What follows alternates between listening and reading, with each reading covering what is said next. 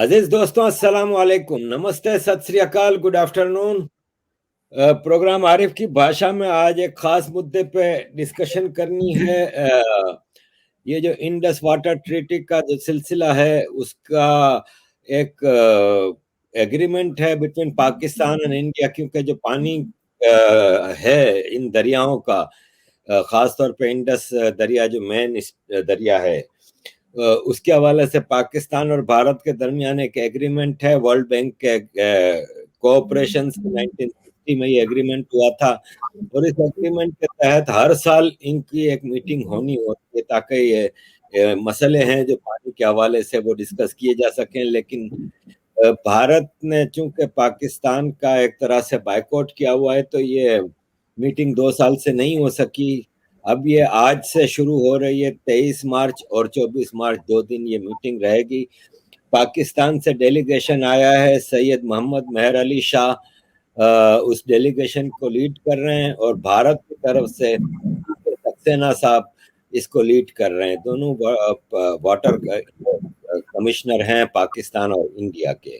तो इस सिलसिले में काफी जानकारी रखते हैं रवि रंजन जी के बारे में। आप जानते हैं कि वो काफी ऐसे जो इम्पोर्टेंट इश्यूज हैं भारत के हवाले से, such a nationalist voice, very very patriotic voice, तो उनके पास इसकी बहुत सारी जानकारी है, तो हमने आज उनको जहमत दी है। रवि जी, नमस्कार and welcome to the show sir. जी, थैंक यू वेरी मच। राम राम, सत श्री अकाल, जय जिनेंद्र जी। रवि जी, ये जो मीटिंग हो रही है आज 23 मार्च और फिर 24 मार्च को, तो में आप क्या देखते हैं कि क्या ऐसे मुद्दे हैं? क्योंकि पाकिस्तान के जो फॉरेन ऑफिस है उसने ये कहा है इस मीटिंग के हवाले से कि भारत काफी ऐसे प्रोजेक्ट्स बना रहा है लद्दाख में खास तौर पे, जिस पे हम ऑब्जेक्शन करेंगे इस मीटिंग में। खास तौर पे पक्कल दुल और लोअर कलनाई हाइड्रो इलेक्ट्रिक यूनिट्स हैं, उनके हवाले से हम भारत से ऑब्जेक्शन करेंगे। क्या देखते हैं आप इस मीटिंग के हवाले से? आपकी क्या जानकारी है? देखिए, जैसे हम 1960 सिंधु रिवर वाटर ट्रीटी बोलते हैं, वो वन वे सेल आउट था। इसको मैं सीधा सा इसको जल जिहाद मानता हूं। ये हमारे लिए शुरू से घातक रहा। अनफेयर डिस्ट्रीब्यूशन हुई और वर्ल्ड बैंक के दबाव में हुई। उसके बाद जो डैम्स हमने बनाए वो हमने अपने पैसे से बनाए। जो पाकिस्तान में बने उसमें वर्ल्ड बैंक ने उनको फंडिंग करी। खैर, ये पाकिस्तान का और उनका मामला है। डिस्ट्रीब्यूशन फेयर नहीं है, एक चीज। और दूसरी चीज, जो इसको लेके इंटरनेशनल कोर्ट में और पहले भी पाकिस्तान गया था कि हम अपना पानी डाइवर्ट कर रहे हैं, हम डाइवर्ट नहीं कर सकते। ये ठीक है कि उस संधि के मुताबिक हम डाइवर्ट नहीं कर सकते, मगर वो डाइवर्ट करके अपने यहां से घुमा के फिर उतना ही पानी हम वापस छोड़ रहे थे। तो इस वजह से इंटरनेशनल ट्रिब्यूनल में पाकिस्तान की बात नहीं मानी गई कि आपको उतना ही मिल रहा है, वो कितना भी घुमा ले, कुछ भी कर रहे, आपको उतना मिल रहा है। ये अब ये जो ट्रीटी साइन हुई थी, इसका साइन होना ही गलत था, क्योंकि हम एक दूसरे के डैम्स इंस्पेक्ट कर सकते हैं। अब ये ट्रीटी हुई है सितंबर 1960 में साइन।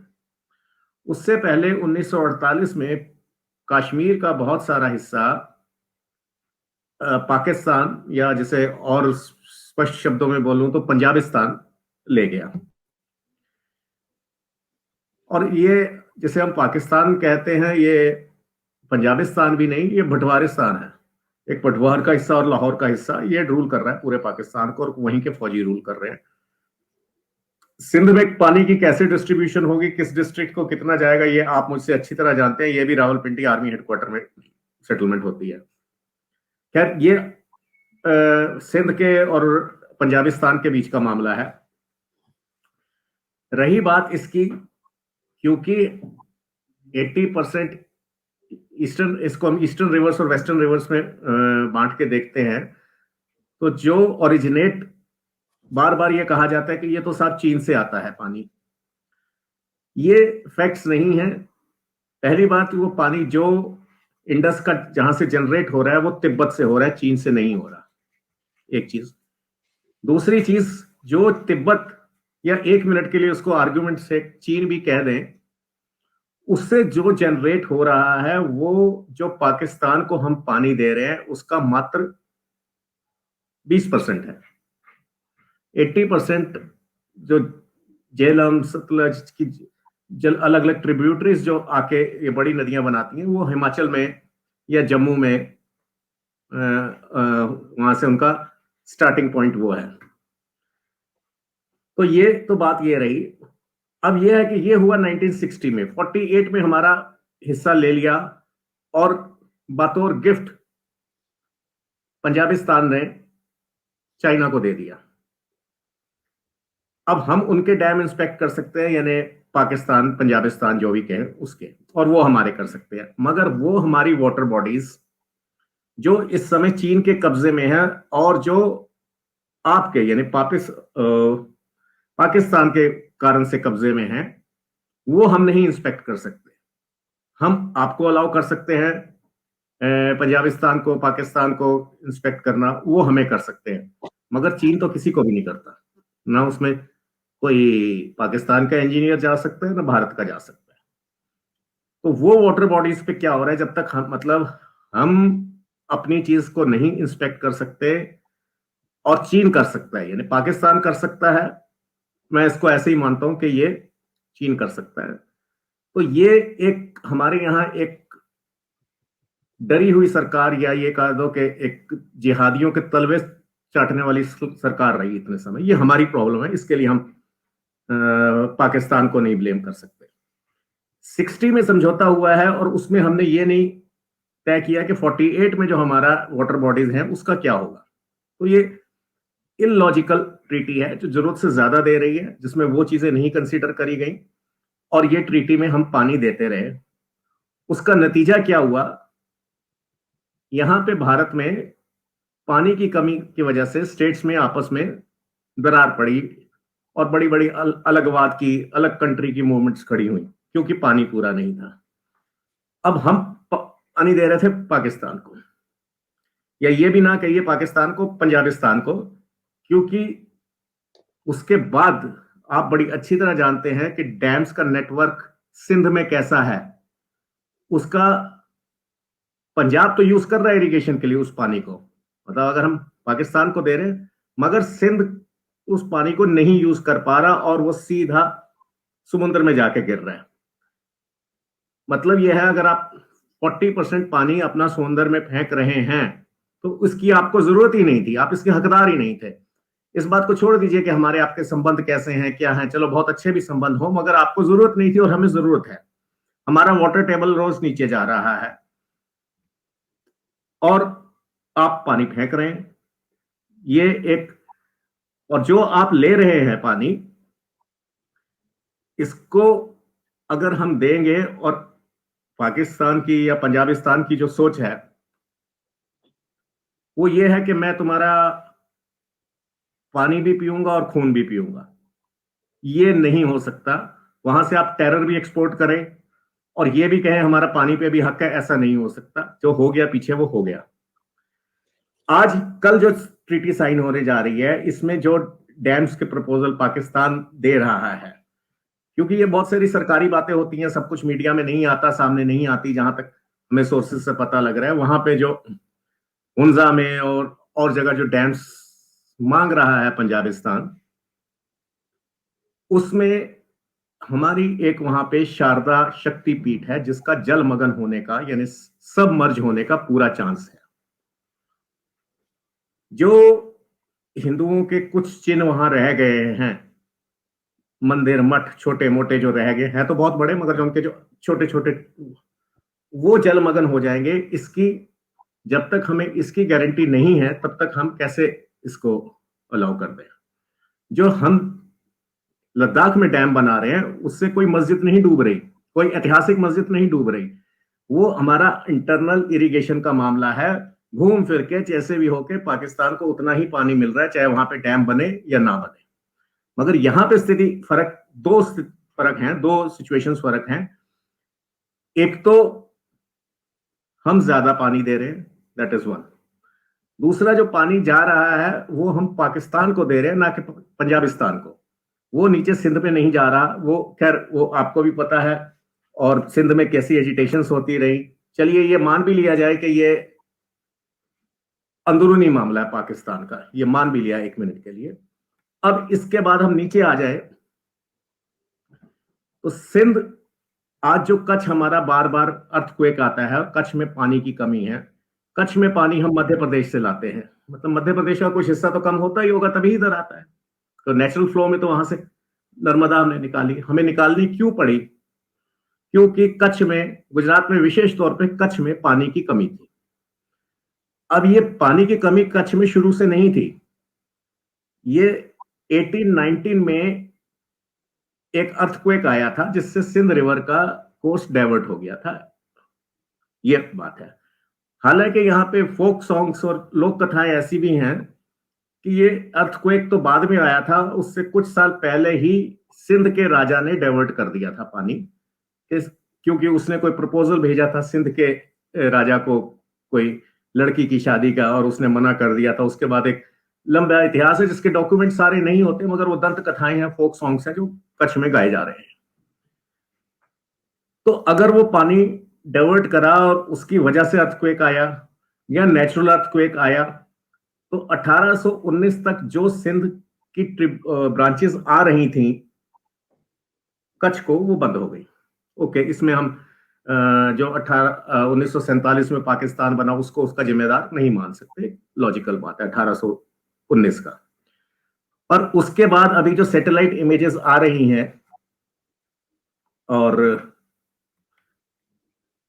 वो इमेजेस क्या हैं कि वो रिवर्स आना चाह रही हैं, ललायत है, मतलब नेचुरल कोर्स में पानी फिर अपना वो बदलना चाहता है, जिसको कच्छ में आने के लिए जबरदस्ती रोका जा रहा है। इसके लिए मैं हवाला देना चाहूंगा न्यूयॉर्क टाइम्स का 22 अप्रैल 2003 का,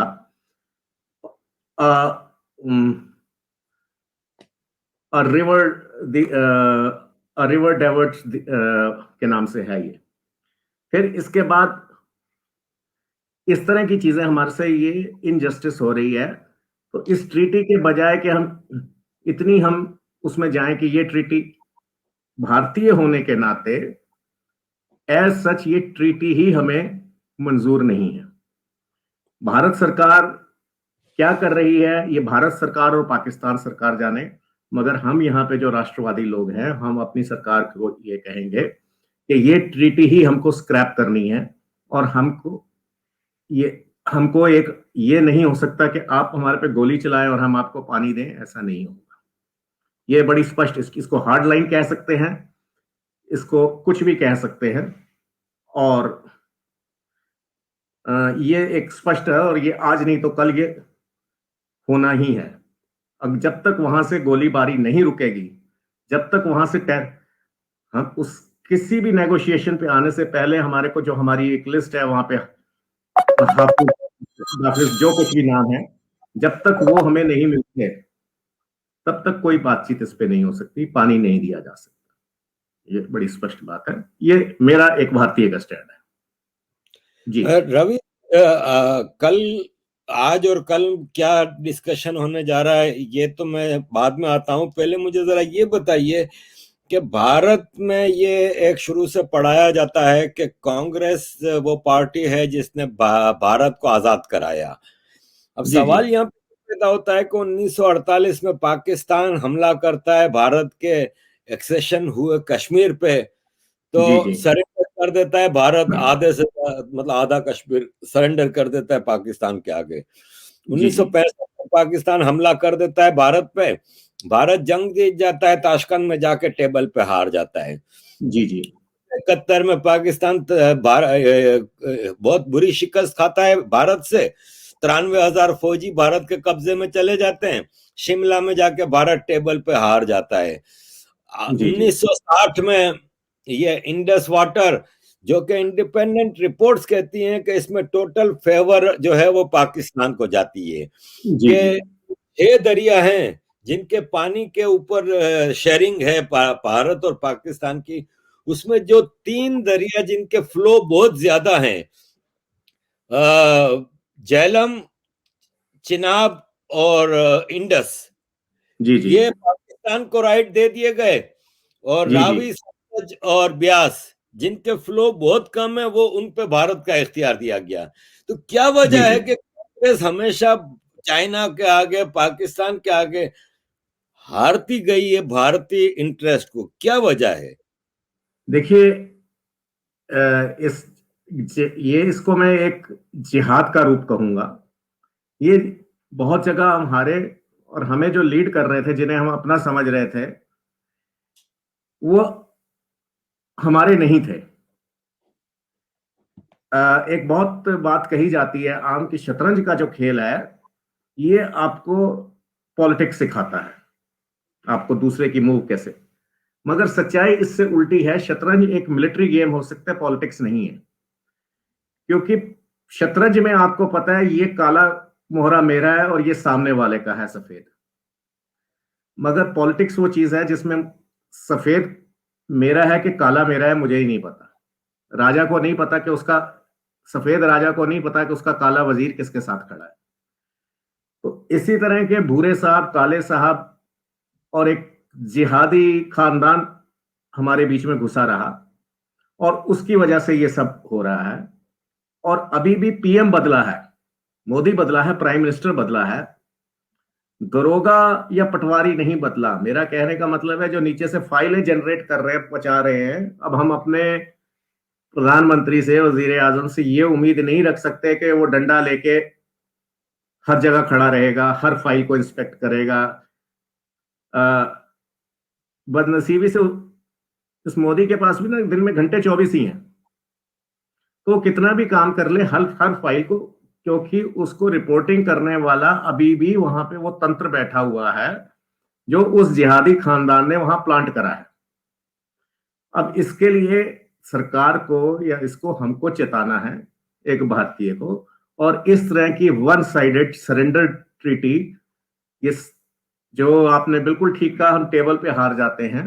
तो ये जो हमारा हमेशा हुआ, जिसको जिहाद के कितने नाम अगर कहें, तो ये एक संधि जिहाद था, ट्रीटी जिहाद है, जिसमें हम हर ट्रीटी हारे।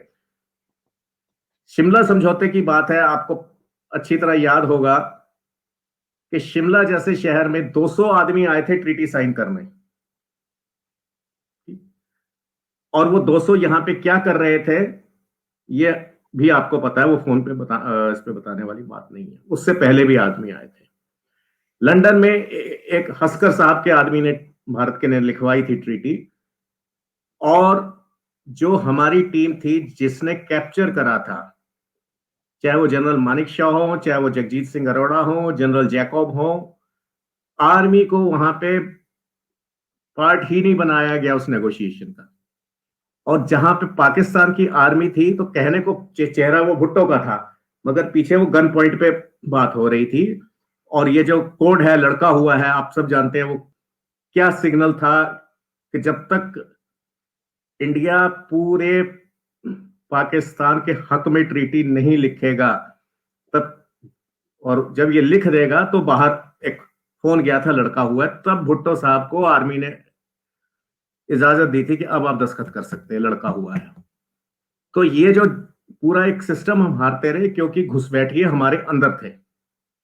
ये एक अलग कहानी है कि वो समझौता क्यों हुआ, और जिसे हम कहते हैं जी बांग्लादेश लिबरेट करवा दिया, उसकी क्या वजह थी? उसकी वजह थी कि यहां पे भुट्टो को सिक्योर करना।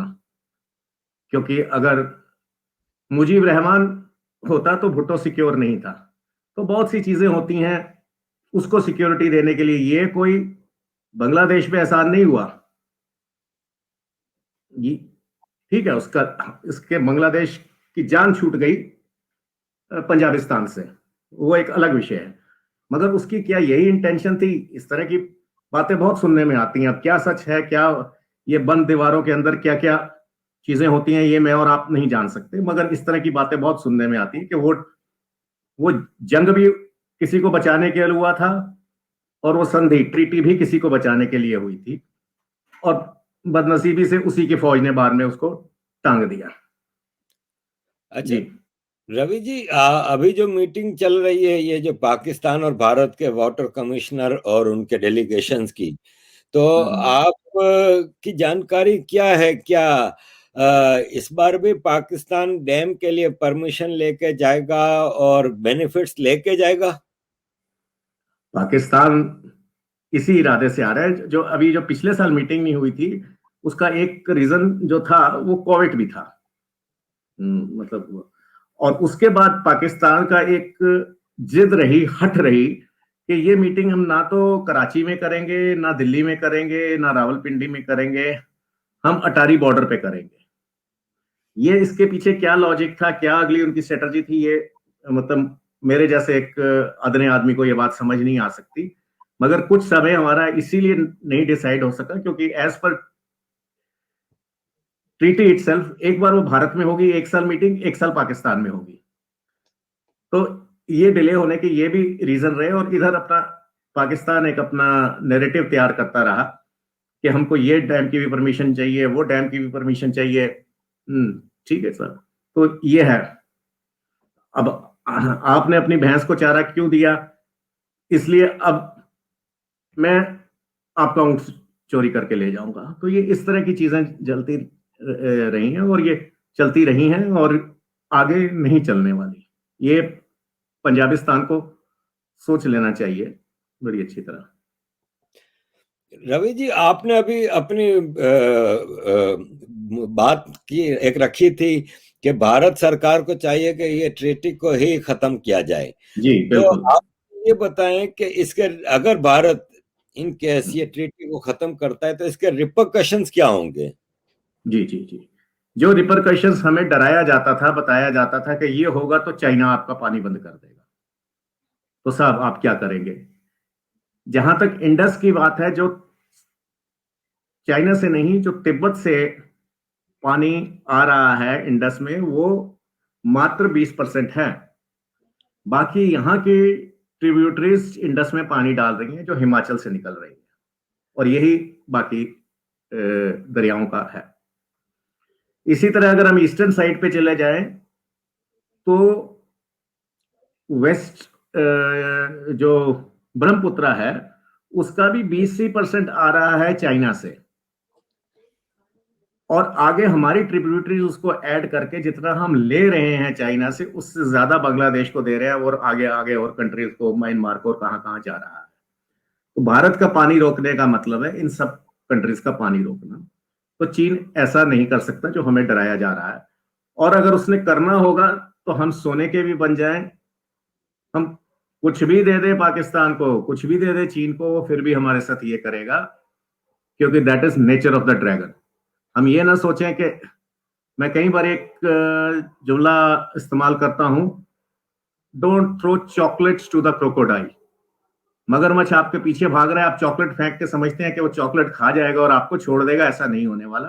तो जो रिपरकशंस होनी है वो हो जाएं, उसके बाद डाउन में और जंग में आर्टिकल्स छपते रहेंगे, छपते रहें।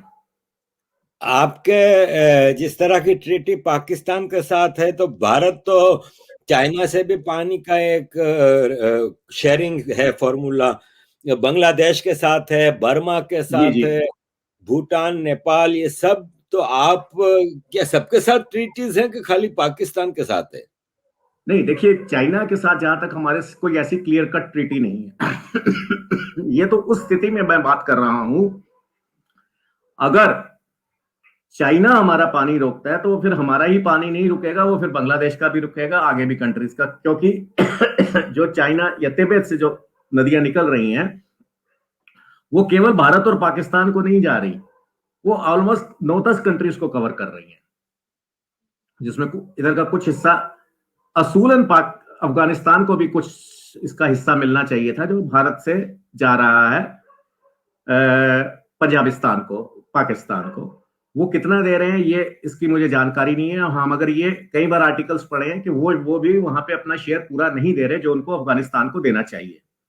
तो ये इस तरह का मैटर है। मगर इस समय बात यह है कि हमारे यहाँ पानी नहीं, हमारे यहाँ जो आपस में झगड़े हुए स्टेट्स में, अलग देश की डिमांड उठी, इसका बहुत सारे उसमें कारण थे, जिसमें एक बड़ा कारण था वाटर स्केर्सिटी। पंजाब के खेतों में पानी नहीं था, हरियाणा उससे मांग रहा था। हरियाणा कह रहा था कि पंजाब मुझे पानी नहीं दे रहा, राजस्थान कहता था पंजाब और हरियाणा मुझको, मतलब इस तरह की एक ये थी। और सब अपनी अपनी जगह ठीक थे, क्योंकि पानी था ही नहीं। और पानी जिस मुल्क को जा रहा है वो भी उसको यूज नहीं कर रहा। आप बताइए, जैसे ही आप नॉर्थ पंजाब से नीचे आ जाते हैं साउथ पंजाब में, अभी मैं सिंध तक भी नहीं पहुंचा, जब आप मुल्तान और झंग और बावलपुर इस एरिया में जब आप एंटर करते हैं, कितना इरिगेशन नेटवर्क है वहां पे। जितना इरिगेशन नेटवर्क है वो महाराजा रंजीत सिंह का बनाया हुआ है। उसके बाद अंग्रेजों ने भी जो नेटवर्क बनाया वो केवल पंजाब में बनाया। सिंध के साथ उस समय भी स्टेप ट्रीटमेंट हुआ था, आज भी हो रहा है, और जब तक पाकिस्तान पंजाबिस्तान रहेगा यही होगा। ये अच्छा अलग बात है। ये यहाँ अलग पे बात है कि जिस दिन सिंध अलग होता है, जी जी, तो जो आज का पंजाबिस्तान है वो एक लैंड लॉक्ड और एक मजबूर स्टेट बन जाएगी। पर आज जो स्थिति है वो नेटवर्क, इरिगेशन नेटवर्क है ही नहीं सिंध में। सिंध का 50 किले का जमींदार जो है वो पंजाब के 5 किले के जमींदार के बराबर हैसियत नहीं रखता, क्योंकि पानी नहीं है। जी तो आप मुझे ये बताएं कि अभी आपने कहा था कि 40% पानी पाकिस्तान के दरिया में से समंदर में चला जाता है। जी जी फिर हम कराची में, जैसे हम कराची के पास ही सब समंदर में जाता है, तो हमें तो कराची में पीने का पानी नहीं मिलता। वो कहते हैं कि इंडिया पीछे पाकिस्तान का पानी रोक के बैठा है, और सिंध को पानी नहीं मिल रहा, बलूचिस्तान को पानी नहीं मिल रहा। तो ये पानी फिर समंदर में कहाँ गिर रहा है? क्या मैं, जब एक मिसाल है कि मैं हैदराबाद से आता हूँ जी बाई ट्रेन, तो रोड़ी कोटरी के पास दरिया दरिया सिंध निकलता है, वो तो हम्म, सूखा पड़ा है, तो पानी कहाँ जी जाता है? क्योंकि बिल्कुल आपने बताया नहरी सिस्टम, तो दुनिया का बिल्कुल। सबसे जबरदस्त नहरी सिस्टम ये पाकिस्तान के पंजाब में है, जी जी और सारा पंजाब में चला जाता है, तो समंदर में तो मैं जाता मैं नहीं है।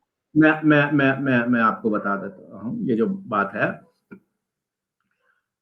भारत पानी दे रहा है पाकिस्तान को पीओके से, जो पंजाब तक आता है।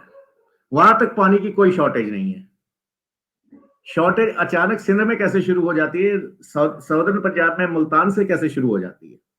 अगर शॉर्टेज होगी तो लाहौर में क्यों नहीं शॉर्टेज, रावलपिंडी में क्यों नहीं शॉर्टेज? अगर भारत कम दे रहा है तो फिर तो रावलपिंडी को भी सफर करना चाहिए, इस्लामाबाद को भी सफर करना चाहिए, मगर वहां तो पूरा है।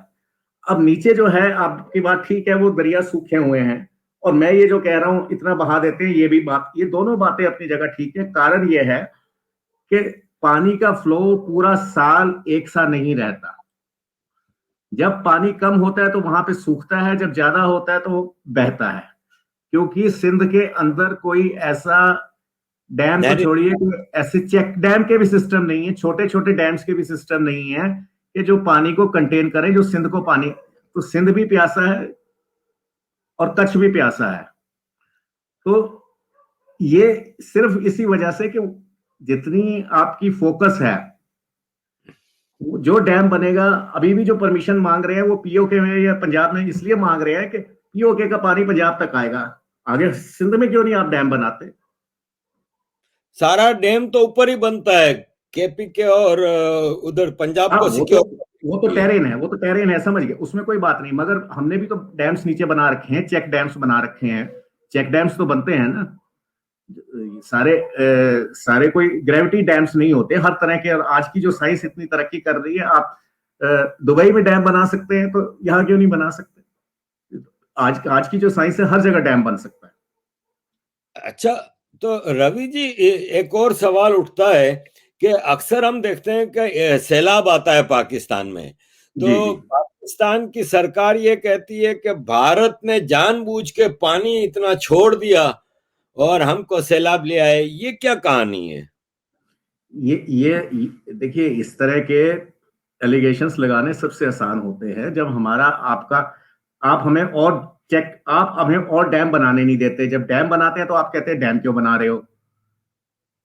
वे डैम किस लिए बना रहे हैं कि जब ऐसा सैलाब आएगा तो हम उसको कंट्रोल कर सके, इसीलिए डैम बना रहे हैं ना। तो हम जिस हाइट पे हम बनाएंगे तो आप कंट्रोल, डैम आप बनाने नहीं दोगे तो ओवरफ्लो होगा, तो वो हमारे भी आता है पानी, पंजाब भी बहता है उसमें, पंजाब में भी आते हैं, इधर के पंजाब में भी और उधर भी आते हैं।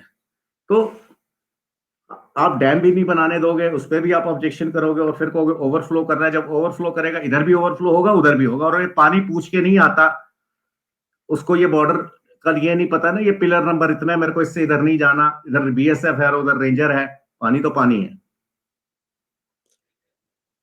ठीक है रवि जी, तो आप आखिरी सवाल मेरा आपसे ये है कि इस मीटिंग से क्या भारत को कोई फायदा होगा कि फिर पाकिस्तान फायदे उठा के चला जाएगा? देखिए, जो ख्वाहिश जैसा मैं आपको बता दी कि आपकी ख्वाहिश है कि ये ट्रीटी खत्म हो जाए, ये वो। बिल्कुल। आप रियलिस्टिकली क्या देखते हैं कि क्या होने जा रहा है? अब रियलिस्टिकली क्या होगा ये इस समय कहना इट्स टू अर्ली। हालांकि आज वो इंटरनेशनल वो क्या नाम, आज वाटर डे भी हम मना रहे हैं, और ये चुन के वो दिन रखा गया कि भारत से पानी छीना जाए वाटर डे के इमीडिएटली बाद या एक दिन बाद। तो पाकिस्तान तो अपनी पूरी तैयारी से आया है इसमें। वो कोई यहाँ पे ऐसे नहीं उठ के, जो मेहर अली साहब है वो, उनका अगर आप बायोडाटा पढ़े, वो बहुत पानी को समझते हैं, एक एक चीज समझते हैं, और वो पूरी तैयारी से आ रहे हैं। अब इसका रिजल्ट क्या होगा ये हम 25 को ही बता सकते हैं। इट्स टू अर्ली, इस समय सिर्फ अंदाजे होंगे हमारे। Thank you Ravi ji, thank you very much for joining us and informing us of all these things. Thank you sir. जी, बहुत बहुत धन्यवाद।